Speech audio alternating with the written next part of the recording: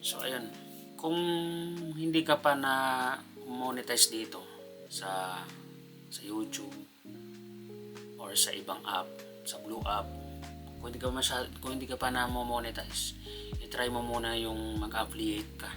So mukha lang madali, pero at least susubukan mo din.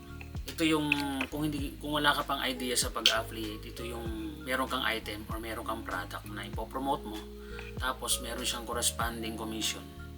Pagka may bumili at ginamit niya yung link mo, magkakaroon ka ng commission. Tapos basta kung ilan ang bumili doon sa link mo, bawat isa nun kung magkano yung commission. Halimbawa may commission na 50 pesos, 50 pesos yung commission sa bawat isang link. Kung 10 yung order sa'yo ng ganon, yung commission nun na kada may bibili, halimbawa 50 pesos nga, 50 pesos yung bawat isa. So maganda yon. So yung ako kasi nagsimula ako matagal na rin ako nag-affiliate. So hindi ko rin siya masyado naasikaso gawa nga nung trabaho.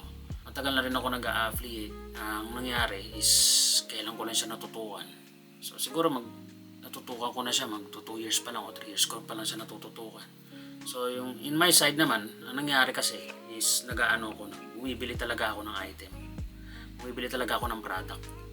Tsaka ako ngayon ipopromote. Tapos pagka hindi ko nagustuhan yung item at tsaka talagang hindi siya sirain, hindi siya as in durable talaga siya. Yung durability niya, yun ang tinitingnan ko. Para pagka nag-promote ako ng item na yun is hindi ako mapapahiya doon sa bibili. Kasi hanggat maaari, wag tayong magpo-promote ng mga sirain ng mga item. Kasi ang mangyayari dyan, magre-rely sa iyo yung tao na, uy, okay to. Maganda to, gumagana to, magandang gamitin to, kaya to bilhin nyo na. So ngayon, bibili nila yan. Di ba? Ang mangyayari, pag binili nila yan, tapos kinamit nila, tapos sirain pala, masisisi ka pa sa bandang huli. Kaya, ako yung tipo ng nag-affiliate na pagka hindi maganda yung item, at least ako na lang yung nabudol. Hindi na lang yung iba. Di ba? Halimbawa, meron akong nabiling item na hindi maganda. O kaya nagamit ko siya ng 1 week, 2 weeks, pero hindi pala maganda.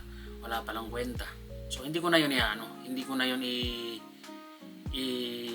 ipopromote. Sa akin na lang yun. Kung anong nangyari, bakit hindi ko na na-promote. Yun. Kaya para hindi na rin bumili yung mga tao ng item na yun. Para hindi sila magsisi ba? Para wag na naman sabihin scam. Pero sa dinami-dami ko naman na nabili online para i-promote is wala namang masyadong doon. Siguro mga 3 to 4 or mga 3 to 5 items naman yung hindi ko siya na-promote kasi gawa ng hindi ako satisfied sa pagkaka-durability niya. Wala siyang durability. So ayun, kaya hindi ko siya pinopromote. Ako yung talagang basta makabenta lang, makapag-promote lang. Ayoko ng ganun. Kasi hindi maganda dun sa bibili.